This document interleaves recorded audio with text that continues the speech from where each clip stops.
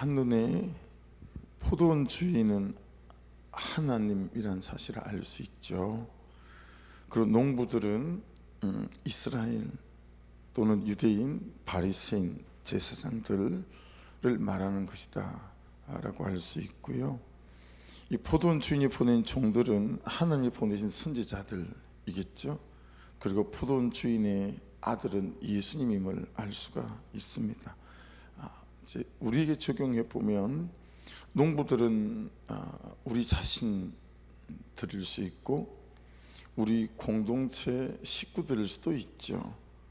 우리 가족들일 수도 있고요. 우리 주변에 있는 예수님을 믿지 않는 사람이거나 전도 대상자들이거나 이런 분일 수도 있습니다. 농부들이 포도원 주인이 보낸 종들을 차례차례 죽였어요. 그리고 아들까지 죽이잖아요. 농부들의 문제, 곧 우리 자신과 항상 시험에 들고 또 낙심하는 공동체 식구들, 예수 믿지 않는 가족들, 여러분 이런 모든 사람들의 문제는 뭐냐면 전제가 고장이 나 있는 것 같다라는 거죠. 하나님은 온 우주와 또 천지 만물을 창조하시고 지금 나와 이 세상을 통치하시고 다스린다라는 사실에 대한 이 전제, 그리고 죽음이 끝이 아니고 죽고 나면 심판이 있다라는 전제, 그리고 천국과 지옥이 있다라고 하는 이 사실에 대한 전제, 이 땅의 삶은 극히 미미한 일부 중의 일부라는 사실에 대한 전제, 이 전제가 고장이 나 있는 사람들이다 라는 것들을 알 수 있습니다. 진화론, 포스트모더니즘, 또 페미니즘, 동성애, 돈이 행복이 최고라고 하는 어떤 세속적인 또 만모니즘이나 세계관, 이런 세속적인 세계관으로 꽉 들어찬 그들의 생각과 마음 안에 예수님이 들어갈 자리가 없다라고 하는 거고, 좀 좁혀볼까요? 포커스를 쭉 좁혀서 이미 저와 여러분이 예수를 믿어요, 그렇죠? 그리고 예수님을 따라가고 있어요. 그런 면에 있어서 우리의 부르심이나 보내심, 우리가 살아야 될 삶의 이유나 삶의 목적 또는 추구, 그것과 관계없이 살아가고 있는 우리의 어떤 삶의 모습이다라고 우리가 포커스를 쭉 좀 줄여서 본다라고 한다면, 여러분 이 농부들은 전혀 다른 딴짓을 하고 살아가는 사람들일 수 있잖아요, 그죠? 그래서 지난주에도 우리가 말씀을 나눴었지만 속도가 정의가 아니라 방향이 정의인데, 하나님께서 말씀하시는 그 방향을 따라 내 삶이 온전히 잘 가고 있고 그 목적 속에 내가 서 있는가라고 하는 것은, 여러분 이게 성경적 세계관, 가치관이니까요. 이 부분 안에 항상 우리가 잘 점검되어져야 되겠다 싶습니다. 특별히 우리가 예수를 믿고 살아가다 보면 낙심할 일들이 많이 있잖아요. 현실 때문에도 낙심하고 말씀대로 살아지지 않는 나 자신 때문에도 낙심할 일들이 생기고요. 그래서 믿지 않는 남편이나 돌아오지 않는 우리의 자녀들 때문에 낙심할 수도 있고, 그런 모든 분들에게 위로를 전합니다. 이 본문에 죽고 많은 포도원 주인의 아들은 적용을 한번 해보시면 우리 마지막 어떤 자존심일 수 있어요. 섬겨도 또 참아도 또 견뎌도 기다려도 몰라주는, 그래서 그만 포기하고 싶은 절망 중에 있는 우리의 아픈 마음일 수도 있다라고 하는 거죠. 그래서 여러분 그럴 때마다 말씀에서 말씀하시는 이런 말씀들을 붙잡고 우리 힘을 냈으면 좋겠습니다. 고린도서 10장 3절로 5절인데요. 우리가 육신으로 행하나 육신에 따라 싸우지 아니하노니, 그러니까 그가 반응하는 것으로 반응하지 않고 반대 정신으로 반응한다라고 하는 것이죠. 전제를 둔 사람은 반응이 다른 거죠. 근데 여러분 이 전제가 힘이 있으려면 은혜가 있어야 되죠. 근데 은혜가 있으려면 하나님 그분 앞에 머무는 머문, 그것이 기도이든 그것이 말씀이든, 그 하나님과의 관계 안에서 흘러나오는 그 은혜가 우리 안에 채워져 있어야 이 전제가 힘을 얻어요. 그래, 맞아, 하나님이 아시지, 그리고 하나님의 때에 하나님께서 하실 거야. 그래서 내가 기도의 힘이 믿어지고, 그래서 내가 기도해야 되겠다 싶은 생각이 들고 그런 거 아니겠어요, 그렇죠? 그래서 4절은 고린도 10장 우리의 싸우는 무기는 보세요, 육신에 속한 것이 아니요 오직 어떤 견고한 진도 무너뜨리는 하나님의 능력이라 모든 이론을 무너뜨리며. 이것은 세상 사람들이 말하는 그 어떤 이론이다 할지라도 된다 안 된다 이런 모든 이론을 무너뜨리는, 이게 뭐죠? 십자가에서 우리에게 보여주신 하나님의 사랑이라고 할 수 있겠죠. 모든 이론을 무너뜨리는 것은 결국은 사랑이고 결국은 은혜이고 그런 거죠. 그러니까 나에 대하여 여러분, 내 주변에서 저를 보는, 여러분에 대하여 여러분의 주변에서 여러분을 보는 그런 전제가 있지 않았겠어요? 야, 저 사람이 그런 전제. 요즘은 성도들한테 카톡을 보낼 때 어지간하면 넣고 싶은 단어가 어떤 거냐면 하나님의 영광에 찬송이 되기까지라는 겁니다. 저 요즘 이 말에 너무 은혜가 돼요. 언제부터냐면 어제 그 전주 하나님의 고집이라는 말씀을 나누고 난 뒤부터, 이런 못난 전제를 갖고 있고 안 된다는 전제를 갖고 있는 내가 하나님께서는 하나님의 영광에 찬송이 되시기까지 하나님의 고집으로 나에게 은혜를 쏟아 부으시는 거구나. 이게 너무 감격이 되어지는 거예요. 제가 제 수준을 알잖아요. 제가 제 전제를 알고. 근데 이런 내가 하나님의 영광의 찬송이 될 수 있을까? 어떤 사람들이 나를 보며 봐봐, 저 사람 보면 하나님이 살아계신 것 같아. 이게 하나님의 영광의 찬송이지 않습니까? 그렇죠? 이게 너무 은혜가 되는 거예요. 그래서 요즘은 또 여기에 꽂혀가지고 막 어디다 써붙이고 싶은 거예요. 하나님의 영광의 찬송이 되기까지, 하나님의 영광의 찬송이 되는 교회, 하나님의 영광의 찬송이 되는 목자가 되게 도와주십시오. 이게 입에 이제 붙어서 또 기도의 제목이 된 것 같아요. 그래서 어지간하면 여러분들에게 카톡을 보낼 때, 네 집사님, 이 기도 제목 붙잡고 집사님이 하나님의 영광의 찬송이 되기까지 제가 기도를 놓지 않겠습니다. 뭐 이런 거죠. 이게 얼마나 이렇게 가슴이 막 벅차오르게 만드는지 모르겠습니다. 여러분, 우리의 싸움 무기는 육신에 속한 것이 아니고 오직 어떤 견고한 진도 무너뜨리는 하나님의 능력이라 모든 이론을 무너뜨리며. 할렐루야. 5절을 보십시오. 하나님 아는 것을 대적하여 높아진 것을 다 무너뜨리고. 여러분 안에, 여러분 하나님 아는 것을 대적하여 높아진 모든 것이 이 새벽에 무너질 수 있기를 주의 이름으로 축복합니다. 그리고 모든 생각을 사로잡아 그리스도에게 복종하게 되어지는, 말씀 앞에 복종하게 되어지는 저도 되고 여러분도 될 수 있기를 주의 이름으로 축복합니다. 결국은 이런 거예요. 결국은 하나님의 사랑이고 결국은 하나님의 은혜인 거죠. 우리는 수없는 영적 전쟁, 사단과의 전쟁, 나 자신과의 전쟁, 나의 정욕과의 전쟁, 현실과의 전쟁, 그렇죠? 이런 수없는 영적 전쟁.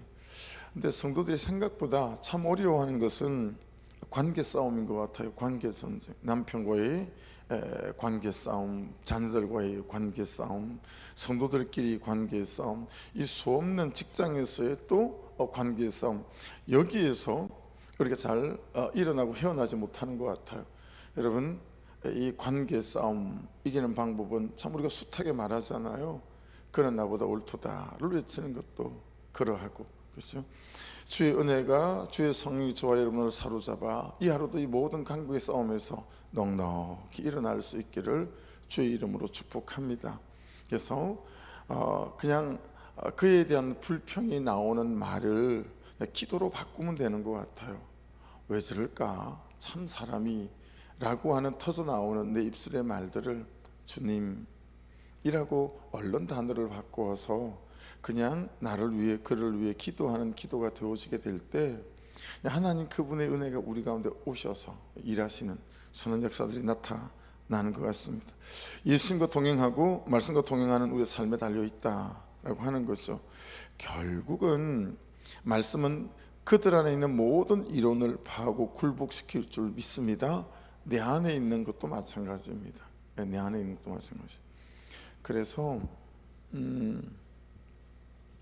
굉장히 우아하게 클래식하게 예수를 믿고 싶지만 여러분 글쎄요 100년을 제대로 예수를 믿는다 하니 200년을 제대로 예수를 믿는다 하니 내가 우아하고 클래식하게 예수를 믿을 수 있을까? 이게 너무 간절함의 차이에 따라서 그분을 향한 내 열정이나 또 내 삶이 참 많이 달라지는 것 같아서요. 다른 사람이 보기에는 뭐 저렇게까지 쉽지만 다른 사람이 볼 때는 제가 예수 믿어가는 과정이 그리 썩 우아하거나 클래식해 보이지 않지만 그냥 내가 좋은 건 그냥 계속 그분이 절박하게 간절할 때인 것 같아요. 계속 예수님이 간절해지고 그분의 은혜가 간절해져서 그냥 그분의 은혜 옷자락을 만지려고 하는 이 중심이 나를 살리는 중심이 되어진다라고 깨달았습니다. 오늘 전체 본문에서 가장 핵심적인 주제는 세부적으로 나누면 두 가지 정도 그게 달렸다라고 할 수 있으나 크게 따지면 제 묵상 안에서는 한 가지에 달렸다라고 하는 것입니다. 15절 16절을 다시 보십시오. 포도원 밖에 내쫓아 죽였느니라. 그런즉 포도원 주인이 이 사람들을 어떻게 하겠느냐. 와서 그 농부들을 진멸하고 포도원을 다른 사람들에게 주리라 하시니 사람들이 듣고 이르되 그렇게 되지 말아지이다 하거늘. 여러분 크게 한 그림으로 본다면 예수님에게 달렸다라는 거죠. 두 가지에 달렸다라고 본다면 나머지 한 가지는 사람들이 예수를 어떻게 대하느냐, 우리가 말씀을 어떻게 대하느냐, 들린 말씀을 어떻게 대하고 깨달아진 말씀을 어떻게 대하고 성교신 부담을 어떻게 대하느냐, 여기에 달렸다라고 말할 수 있겠죠. 거기에서 이스라엘의 운명이 결정나는 것처럼 내 인생의 운명도 결정이 나는구나 라는 것을 깨달을 수 있습니다. 그래서 여러분 저와 여러분 안에 이 말씀에 대한 태도 이게 중요한 것 같아요. 우리는 굉장히 사람을 대하는 태도를 되게 많이 따지잖아요. 그리고 그것이 성품이고 그것이 좋은 태도다 말하는데 한번 생각해 보세요. 사람을 대하는 태도 말고 여러분이 말씀을 대하는 태도는 어떠세요? 말씀을 대하는 태도, 말씀을 대할 때 유순하십니까? 아니면 말씀을 대할 때 정말 아멘하고 그 말씀이 말씀하시는 대로 내가 살아가고 말씀대로 따라 보려고 하는 여러분 그런 태도 있으세요? 말씀을 너무 가벼이 생각하거나 시큰둥하게 생각하거나 그러거나 말거나 이렇게 생각하거나 말씀을 대하는 태도가 어떠십니까? 이게 여러분 참 중요한 것 같아요. 그러니까 신학생 때도 보면 해병대 상사 제대를 하신 분이 신학과를 들어오셨어요. 근데 이 형님은 저보다 나이가 많았거든요. 훨씬. 이 형님은 굉장히 하나님을 대하는 태도가 남다르다 이런 생각했어요. 이제 신학생 기숙사에 있으니까 새벽 예배를 드리잖아요. 새벽 예배를 드릴 때 이분은 의자에 앉아서 새벽 예배를 하는 법이 없어요. 우리처럼 무릎을 꿇고 하는 것도 아니고요. 이 신학교 우리 기숙사가 도끼다시라고 하세요. 돌이랑 시멘트랑 섞은 다음에 쭉 작업하고 막 가란 거 옛날에 이게 되게 많았잖아요. 그 바닥에 쫙 엎드려요. 그리고 그 겨울에 차디찬 그 바닥에도 항상 이분은 이 형은 엎드려 가지고 쫙 깔아서 기도를 해요. 처음에는 몰랐어요. 눈을 감고 기도하니까.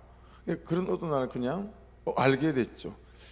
기도할 때 마지막까지 남아서 기도하는 몇 사람 중에 한 분이 그 형님이었는데, 처음에 그걸 본 날 뭐라 그래야 될까요? 너무 가슴이 이렇게 뜨거워졌던 기억이 있어요. 그래서 오늘만 특별한가 보다.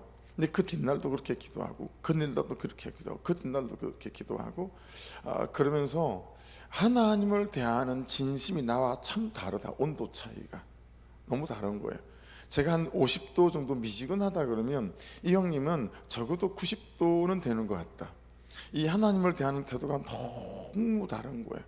여러분 잘 한번 생각해 보세요.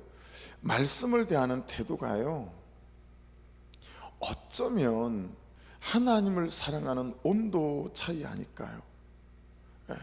그리고 그렇게 50도로 말씀을 대하는 사람과 100도를 말씀을 대하는 사람이 말씀을 붙잡고 살아가는 그 삶의 부분이 다르지 않을까요? 우리는 너무 아내인 나한테 그렇게 대할 수 있어? 남편이 나한테 어떻게 그렇게 대할 수 있어? 일 마치고 집에 쑥 들어갔는데 애들이 각자의 방에 앉아가지고 아버지가 왔는지 말았는지, 요즘 애들 그런 거 신경 안 쓰잖아요. 오히려 내가 똑똑해가지고 아빠 왔다? 아빠 왔다? 이게 요즘 아니에요, 그렇죠? 근데 그냥 그러려니 하지만 또 때로는 섭섭하기도 하고 그러거든요. 근데 여러분 말씀을 대하는 태도가 어떠냐고요. 말씀을 대하는 태도가 맨날 말씀이 와서 문을 두드리고 그냥 고개를 내밀고 인사를 하고 우리는 그냥 왔는가 보다, 그러는가 보다, 이제 이러는 거죠. 이 사람들 안에서 진짜 말씀을 대하는 태도가 내 모습이지 않을까. 근데 내 모습이다라는 거죠. 수없이 말씀하심에도 불구하고 말씀에 대하여 시큰둥하는 거죠. 그래서 오늘 새벽에 이 말씀을 묵상을 하면서는 내 말씀을 대하는 나의 태도, 예수를 대하는 나의 태도, 하나님을 대하는 나의 태도, 이 온도가 너무 미지근하지 않은가? 아니면 정말 절실하고 간절한 때가 있는 반면에 어떤 때는, 대부분의 시간들은 그냥 가스레인지에 불도 켜지 않은 그냥 찬물 그대로의 심령의 상태로 말씀을 대하고 주님을 대하고, 그러니 내 안에서 말씀이 역사할 수 있는 시간을 우리가 주지 않는 거죠.